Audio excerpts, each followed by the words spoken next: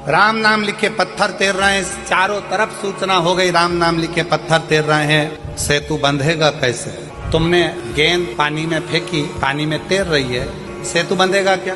पत्थर तैरता हुआ यहाँ जाएगा, वहां जाएगा, वहां जाएगा, पर आपस में जुड़ेगा कैसे?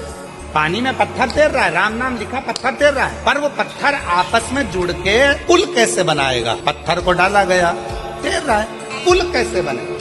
मजबूती कैसे आए? इस पे चलकर इतनी बड़ी सेना पार उतरना है तो जाएगी कैसे? शंकर भगवान मुस्कुरा रहे थे। राम जी को थोड़ी सी चिंता व्यापी।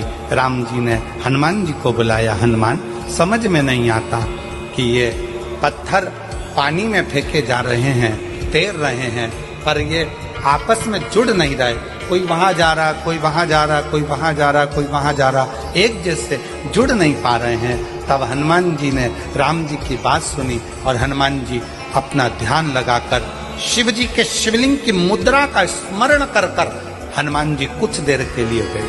भगवान शंकर के शिवलिंग की मुद्रा का स्मरण कर कर हनुमान जी कुछ देर बैठ गए और हनुमान जी बैठकर शंकर भगवान से पूछने लगे, आप आज्ञा दो कि इन पत्थरों को जोड़ा कैसे जाए। तब शंकर भगवान नीचे आए, हनुमान जी के एक कान में कहा रा, दूसरे कान में कहा माँ। हनुमान जी शंकर जी से बोले, राम तो वो पहले से ही लिख रहे हैं, तैर भी रहे पर जुड़ नहीं रहे। शंकर भगवान ने फिर हनुमान जी के कान में कहा रा, दूसरे कान में कहा माँ।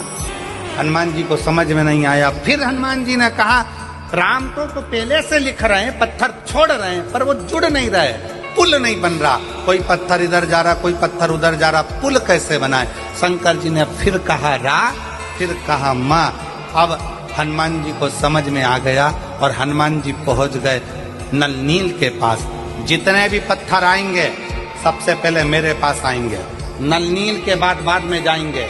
राम मैं लिखूंगा, पत्थर लाया जाए। पत्थर को लाया गया। रा हनुमान जी ने एक पत्थर पर लिखा रा, कहा ले जाओ समुद्र में डाल दो।